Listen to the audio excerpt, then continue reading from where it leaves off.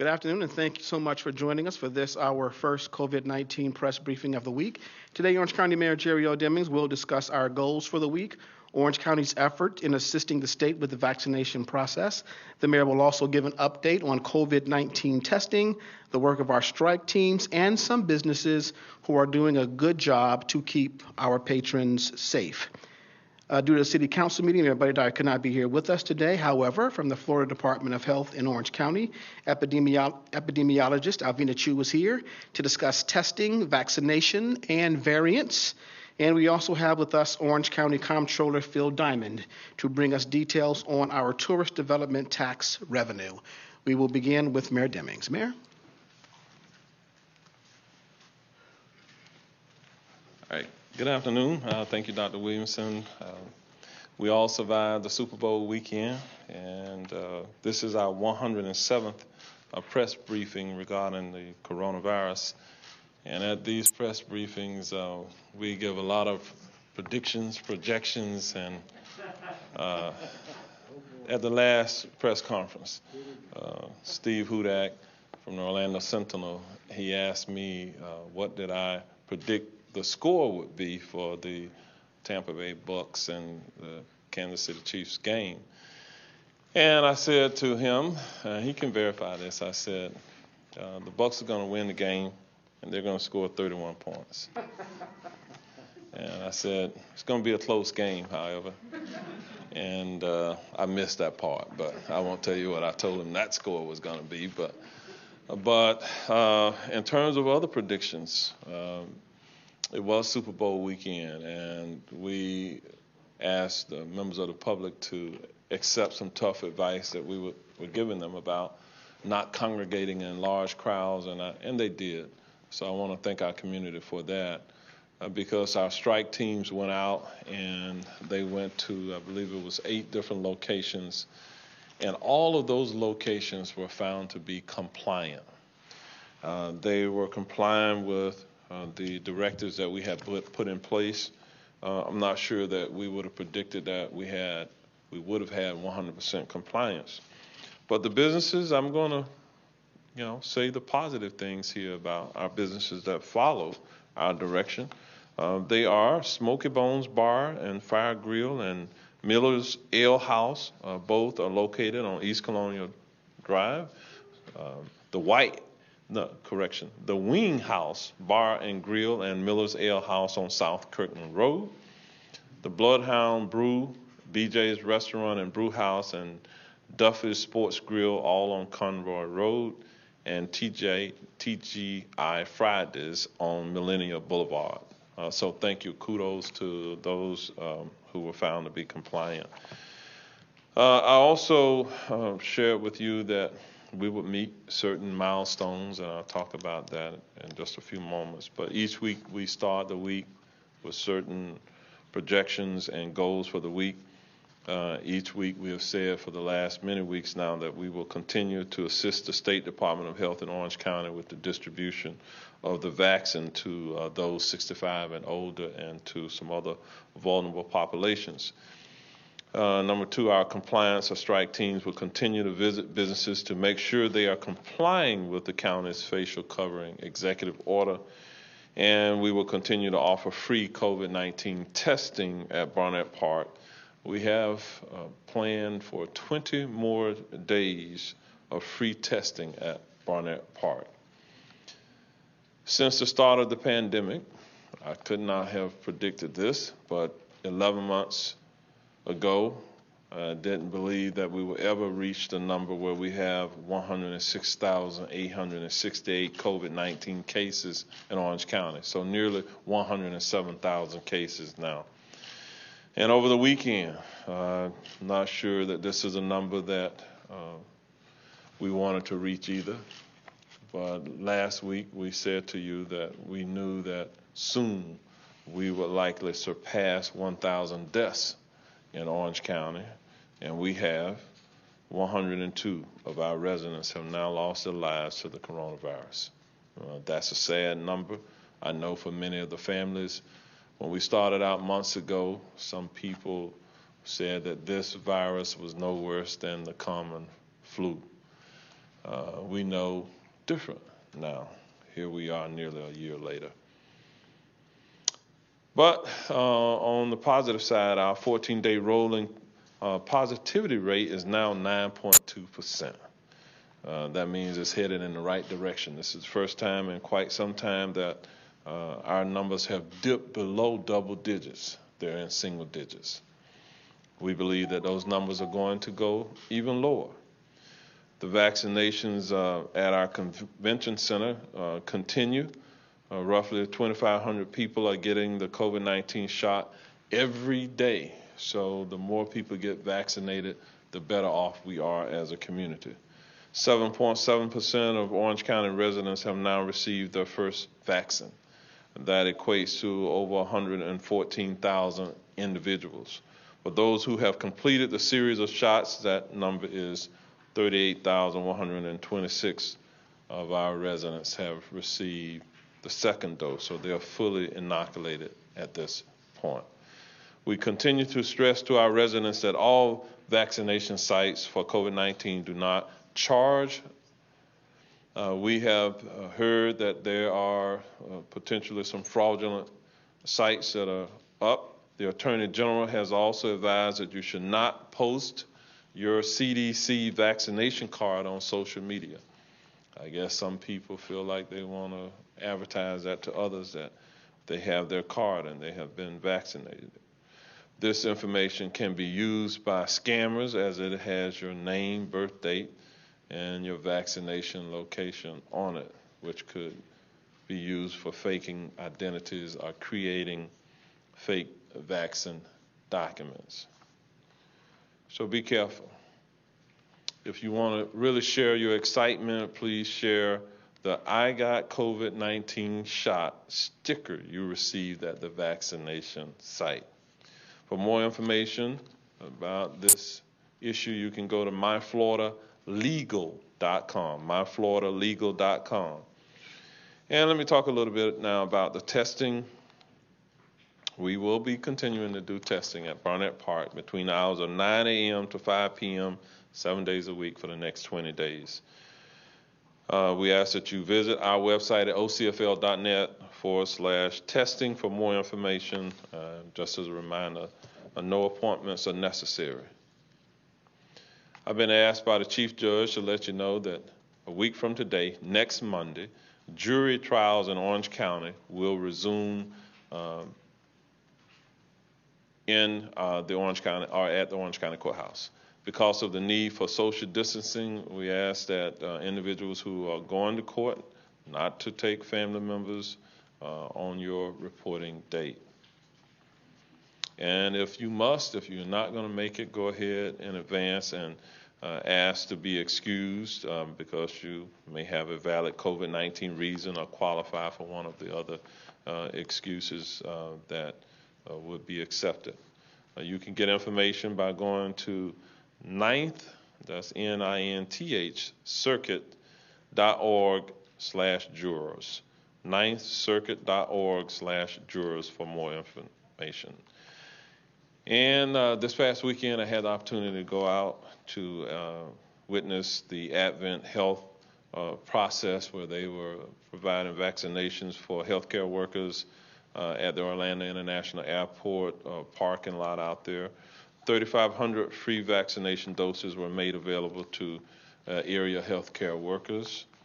And I really do appreciate the partnership with Advent Health in this regard.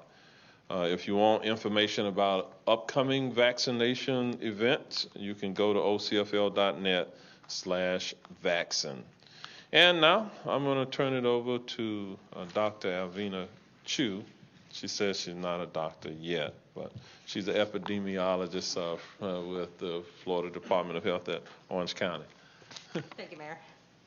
Thank you. As the Mayor mentioned previously, we have nearly 107,000 positive cases reported as of February 8th today. Our recovery rate now is up to 95%. The age range of these cases is 0 to 110. And unfortunately, we've reached that milestone of greater than 1,000 deaths this week reported to us. We are now at 1,002. the age range is 54 to 89 years old with a median age of 79.5. And so that represents 12 additional COVID-19 related deaths reported to Orange County since last Monday, February 4th. We send our heartfelt sympathies to the families and friends of those who passed. 6 of the cases were female and 6 were male. 7 have known underlying health conditions and 5 have unknown underlying health conditions. 10 dates of death were from January and 2 dates of death are from February. 4 of the 12, or 33%, have been reported with a long-term care facility or nursing home address. For our vaccine, so what we want to prevent are these deaths. And so total doses administered in Orange County currently is 153,469. Total doses administered to residents of Orange County, 135,669. And total doses administered to non-Orange County residents, 17,800. People who have received a full dose or both doses of vaccine from Orange County operations is greater than 39,000. Some information to know before you go, we'd like to reiterate, and I think Dr. Pino has mentioned this before, is when you come to the vaccination site at the Orange County Convention Center, please bring your new second dose QR code. Not the first dose. So this is a sample of what a QR code looks like. When you have the first dose and the second dose, you get 2 different codes. So when you come for the second dose, please bring your second QR code. And as a reminder, please cancel unwanted vaccination appointments. If you've received your vaccine from some other location, please go into the CDR Health Pro account, click on My Vaccinations, and cancel from that screen so that we can hopefully get that vaccine into another person who also desperately needs it. I think the last time when Dr. Pino spoke, he let you know about our first case of the B117 or UK variant in an Orange County resident. As of yesterday, we've had 9 additional cases of this B117 UK variant reported to us. So which brings us today to a total of 10 of these variants. The age range for persons diagnosed with this variant is 18 to 61 years, with a median age of 28 years. 6 were male, 4 are female. 1 out of the 10 had known international travel outside of the United States. 7 of the 10 are still pending investigation. So 2 of the 10 we still are working on trying to identify the potential source. So not yet known if it was travel associated or not. And so I wanted to briefly talk about the variants. I know Dr. Pino has mentioned this before, is that with viruses, we do expect that there will be mutations and variants that evolve. So infections allow the virus during replication to accumulate or develop mutations. Essentially, when a person becomes infected, the viral load is somewhere on the order of several hundred million copies of viral RNA inside your body. And so essentially, if I were to say to you, I would like you to copy the same sentence 100 million times as fast as you can, you could expect that there might be some errors. And so that's potentially what occurs. And then if I ask you to give your copies to someone else and ask them to do the same thing and translate, so 100 million times, you copy as fast as you can, there can be this accumulation of errors. And so some mutations or some of these errors mean nothing, and the virus can read through the RNA or the message and continue on as it replicates or reproduces as it would. But sometimes some of these mutations can aid the virus in becoming a better spreader. And so a virus's only goal is pretty much to reproduce and infect as many people as possible. And so any mutation that creates any advantage for viruses to spread or to multiply will be propagated and thus overtake what might be wild type or the original strains. And so this is where we are with this race in getting vaccine and immunity to persons, is we're essentially in a wildfire with a really good vaccine, which is our fire hose. And so as much as you can get the fire under control at one level, containing the spread is what will help us get the pandemic under control before the accumulation of the mutations enables the virus to gain so many advantages that it becomes easier to spread and overtake the wild type. And so I'll just pause there and we can ask for questions later. One point to make about the variants is that the pandemic precautions, this is why we can't let up at this point. Infections drive the mutations. So every time the virus gets a chance to multiply or reproduce inside a person, there's that chance to get a mutation and to potentially get an advantage and then pass that advantage on and spread. And so the pandemic precautions are recommended to everyone, regardless of if you have wild type or variant. And because we don't yet know about the immunity of natural infection versus vaccine, the guidance is still to practice the pandemic precautions, which is wearing masks, watching your distance, and washing your hands until we can get the pandemic under control and reduce the level of infections to a point where we can control it. So, thank you. And I will now turn it over to Comptroller Diamond. Well, thank you, and good afternoon, everybody. I would just also like to congratulate the Bucks on their great victory yesterday. And as I saw the coverage about, or saw the ad on TV that both Tom Brady and Gronk were going to Disney World, I thought, isn't that great? Won't that be good for tourism in our community? But as with so many things with our tourism post-pandemic, only one of them's coming to town, which is about a 50% rate, which kind of is similar to what I'll be reporting today. So with that, I want to announce that tourist development tax collections for the month of December were $10,592,000. That is a 59% decrease from December of last year. This increase, though, is welcome. This is the 8th consecutive month that monthly collections have gone up over the previous month since hitting rock bottom in April of last year. It's not completely unexpected, given that the holidays are always a good time for tourism. It's typically one of the strongest months of the year. Between the holidays and the weather and the fact that there was some good news on COVID rates, it was welcome to see the increase in tourism last month.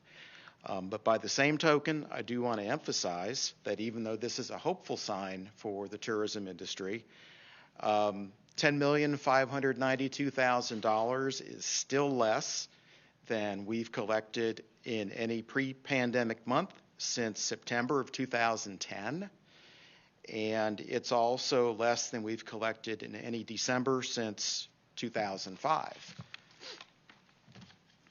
And just to give you some context, you'll see the blue number to the far right is this December's collection number. It's better than the past 2 months. It's also better than everything since the bottom, which is April. So hopefully we'll continue to see the blue numbers go up as collections go up. So while these results are encouraging, we do want to make note that there has been good news and bad news on COVID, and obviously that's going to be something that's going to directly and forcefully impact tourism over the next few months. Unfortunately, it will be months for the vaccine to be widely distributed, and until that time, obviously we want to do all we can and repeat the message of wear face masks and practice social distancing to keep ourselves, our community, and our families safe. Finally, on the expenditure side, the county continues to use TDT reserves to offset ongoing TDT collection shortfalls and meet funding obligations. The county has used $103 million in reserves since April. And for the month of December, reserves decreased by about $9.5 million. And that's shown in the cash reserve summary on the press releases you should have received. The majority of the drawdown in reserves in December was attributable to capital construction projects at the convention center. We will have January numbers for you in early March. So with that, I'll turn it back to Mayor Demings, and I'll be happy to take any questions you may have after that. All right, thank you, Controller Diamond. If we have any Spanish-speaking media present, just as a reminder, we do have the ability to translate. Ilia Torres is here, and we have Commissioner Maribel Gomez-Cordero, who has joined us. And if there are any questions reference to Convention Center, we have Mark Tester, who is here in the audience. He's the Executive Director there at the Orange County Convention Center. And so with that, we'll open it up for any questions at this time. Right here. Mayor Demings, this is Melissa Thomas of Florida National News. This question is actually for you. You mentioned the success of the COVID-19 compliance for those who are attending watch parties for the Super Bowl. But now that events are coming back to Orange County, do you guys plan to double down on what was going on in terms of the task force, given the influx of folks that are going to be coming here? There's a convention coming to the Orange County Convention Center for this week. I believe it's the 9th to the 11th. And then, of course, with Monster Supercross coming to Camping World Stadium. I know you guys have a process in place with the task force, but are you guys going to double down given the increase of folks that are going to be coming? Well, I think it's good news in that people feel safe coming here. We have gone through a number of new protocols to ensure that our facilities are as safe as they possibly can be. The bad news is that the virus is still living amongst us. And we're going to continue assigning our compliance teams out into the community to make certain that we're holding our businesses accountable. So that is something that our residents can count on continuing to occur in our community. It takes all of that. I believe that the inventory of vaccine is going to significantly increase, so you'll be hearing new announcements hopefully coming this week about some rollouts that are going to occur there. So I think as our population gets inoculated, that helps to contain the virus as well. Okay. Lyra Greenberg, Fox 35. This question is for Alvina regarding the variant. First of all, I'm just wondering if any of the people who tested positive for it had been in contact with each other at all. And also, just if you could speak to your concern as this variant continues to grow across the country and now here locally. Right. So to our knowledge, the persons who have tested positive for these variants did not know each other. I will tell you that 2 of the cases did. So one part that I think you all wanted to know about, which I sort of forgot to tell you, was about like how do we find out about the variants and how do we do surveillance for these? And so up until recently, there was not a national virologic surveillance program, but very recently the CDC has begun that. Within the last month or so, you can find more information on the CDC website about that. The 3 state public health labs, since the beginning of the pandemic, have been conducting random sampling on positive specimens that are sent to them for genetic sequencing. And so in that way, we do conduct some surveillance. And also, there's CDC and the state have a partnership with some commercial labs that also do genetic sequencing on random samples, and those all get reported to us. The CDC has a map on its website that will show you currently the 3 main variants of concern, the B.1.1.7 from the UK, the B.1.351 from South Africa, and the P1 from Brazil. So far, the South Africa and the Brazil variants on that map are in the single digits. Within the state of Florida, there have been over 200 cases identified. One part of that is because of good virologic surveillance. There is a major commercial lab that does a lot of testing here in the state of Florida, and so we've identified this many. And so I did want to let you know about 2 of the cases. So when the specimen first comes to us at the lab, it's positive or negative. So full genetic sequencing to identify variants is not done routinely. Because it doesn't make a difference, say, necessarily right now for medical care or for the pandemic precautions. They are still the same, whether you have the variant or not. These persons, however, did have or attend large gatherings, either with family members or outside of their home. And so because we won't know, the genetic sequencing is for surveillance purposes only and not for diagnostics. And so because there is this lag of time where we won't know if you have the variant or not, it is crucially important that everyone maintain pandemic precautions, wearing the mask, washing the hands, and watching their distance, and avoiding large gatherings so that these variants won't spread. So the major concern about the variants is that, as I mentioned, they gain these advantages that either make them more virulent or deadly to people, or that they gain a better way to infect people or spread faster. And so the more that they spread and the faster that they spread, the harder it is for us to be able to control the pandemic with our vaccinations. And so until everyone is protected, no one is protected, because every infection allows for the genetic mutations to occur.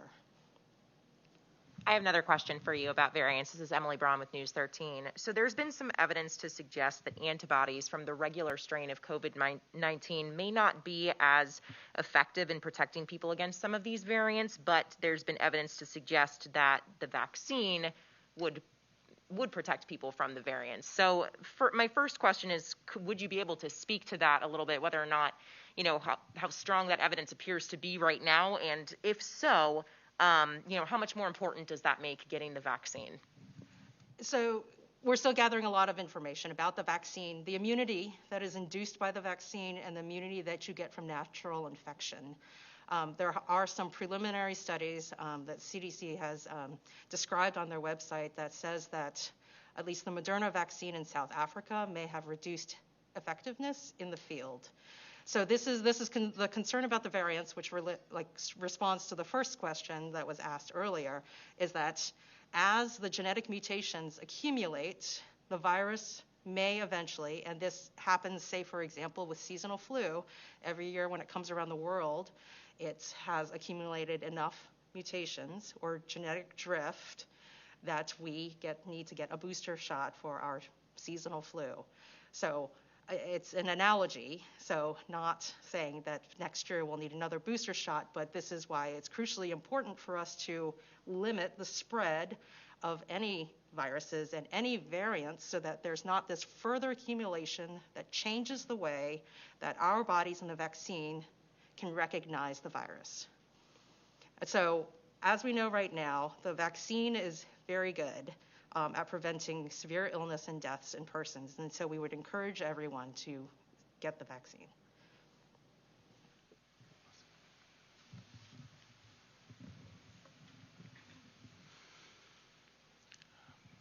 Good afternoon.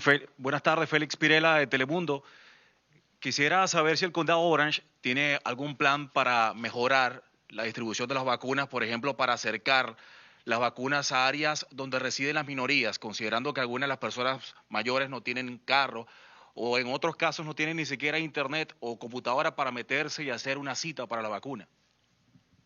¿Para quién es la pregunta? Para cualquiera. Puede ser. The question, it's for any of the two speakers, Mayor Demings or Alvina Shu.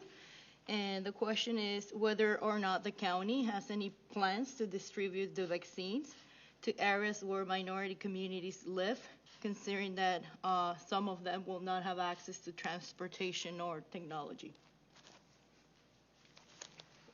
The short answer is yes. We we'll be working in partnership with the state and the Department of Health to make certain that we have outreach within minority communities. Even today, we have an initiative with our... that's right.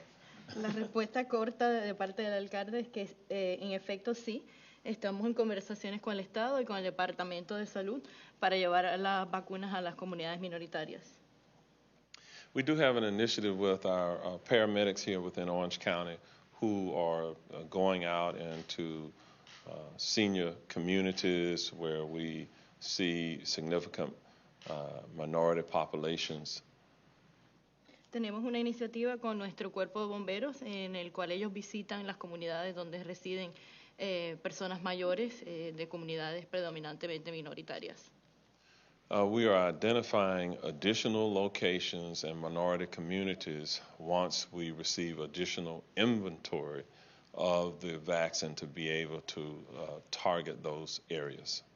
Identificaremos otras áreas para administrar la vacuna una vez recibamos inventario de vacunas suficiente para podernos desplegar a esas áreas. So the short answer is yes, we have multiple plans that are flexible to be able to meet the emerging need of our community. La respuesta corta es sí, tenemos múltiples planes para atender la necesidad de nuestra comunidad. Amanda Dukes from Channel 2, and this question is for you, Alvina.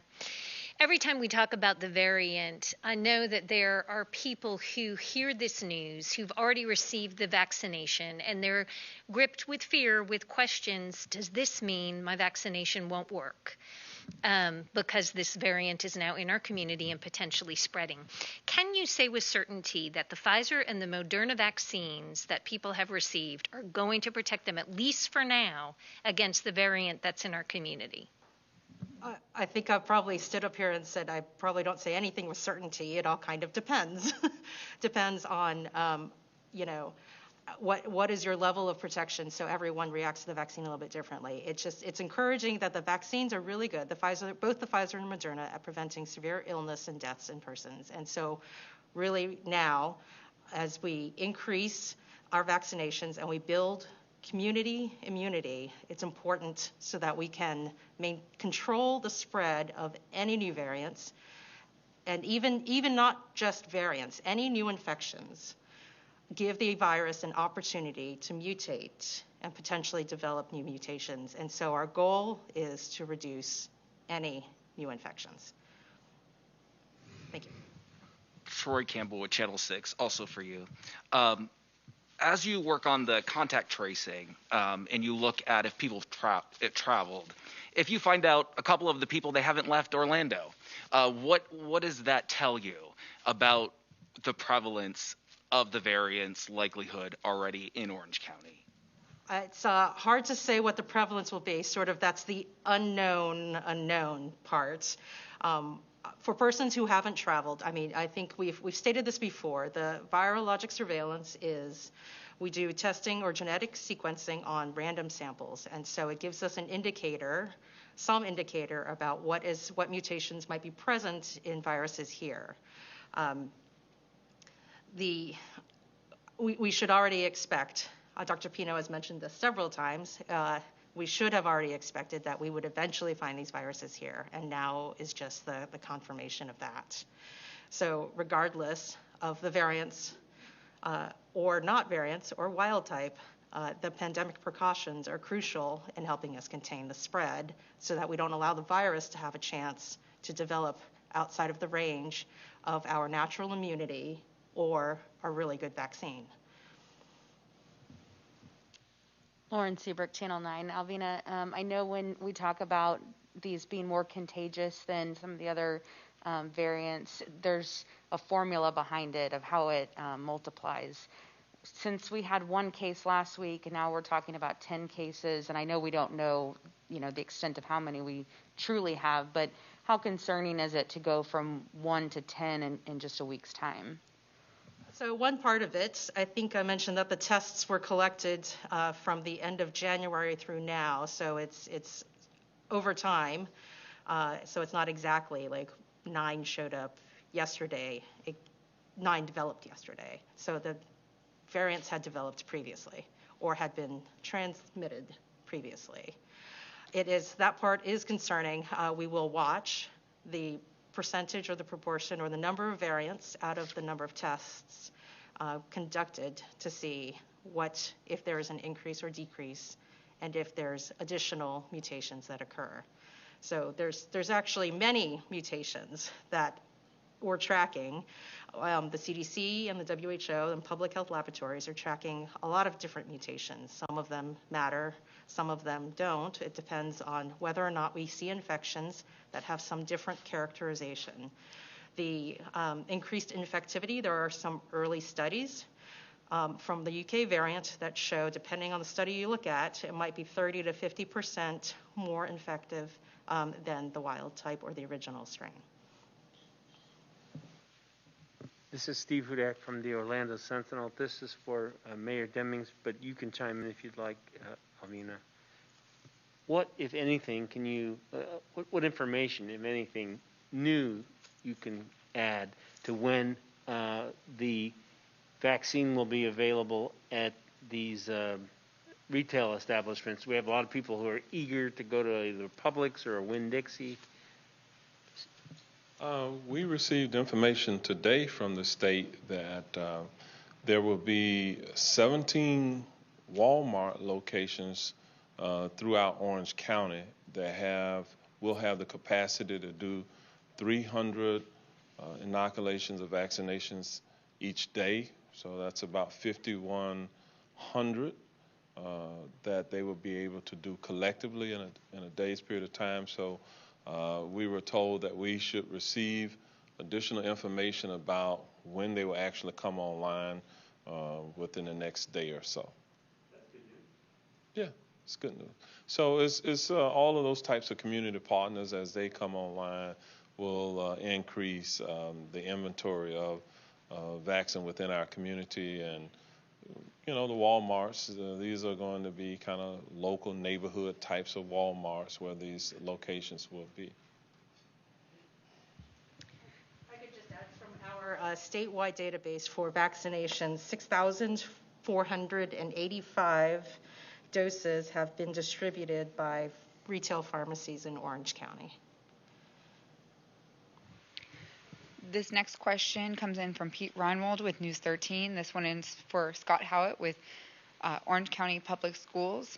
The question reads, as Scott makes his way up, the OCPS Health and Safety Procedures Manual appears to offer flexibility for teachers when it comes to social distancing of students. Could you elaborate on that flexibility, and could you discuss any additional steps the district is taking as more students transition from virtual learning and return to in-person learning and make social distancing, which makes social distancing more difficult? Sure. So our teachers are working to social distance as much as possible within the classroom. And obviously, with about 57% of our students back, overall the average classrooms are significantly smaller than they've been in the past.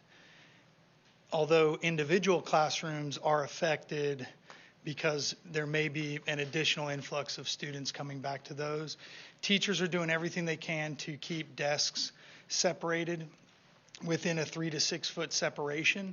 They keep track of those seating charts and measurements between, because we work closely with the Florida Department of Health when it comes to contact tracing if there is a case.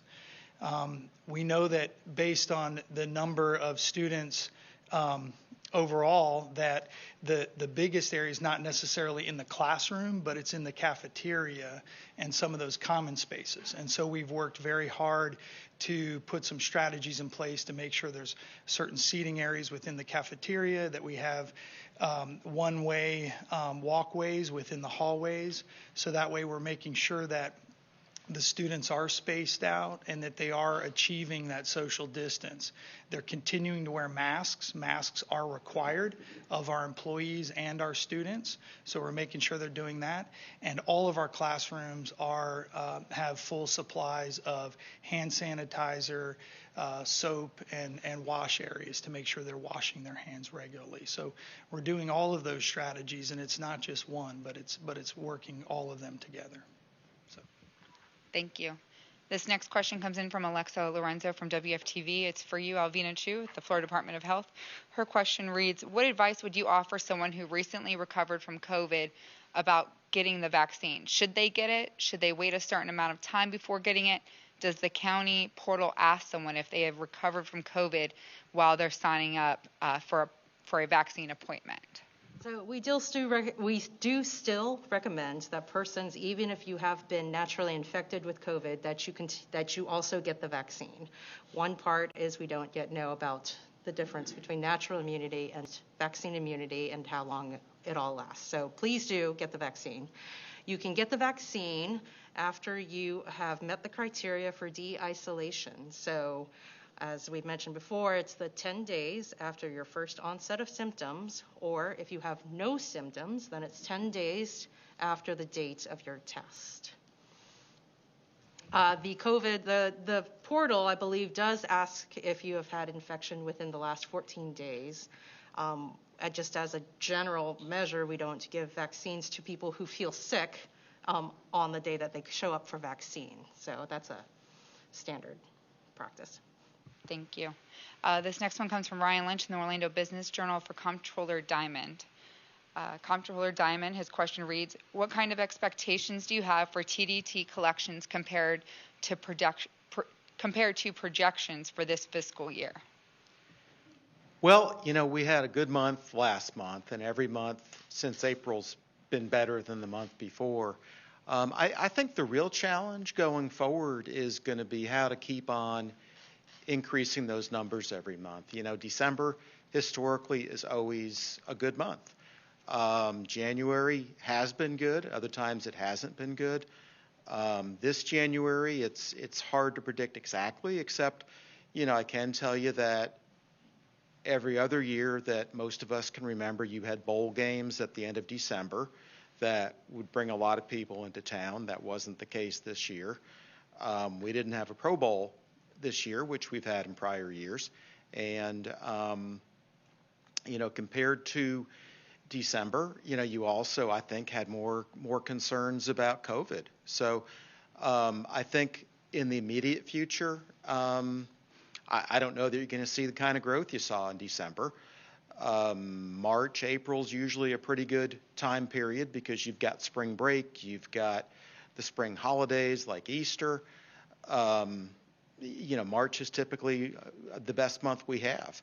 So I think how that compares and how that compares to our budget remains to be seen. I will note, though, that we are below historical standards and we're also below our budget for every single month this year so far. So, but time will tell. Thank you. That's all I have. All right. Well, thank you all for joining us. The next press briefing is scheduled for this coming Thursday at 4:30 p.m. See you then.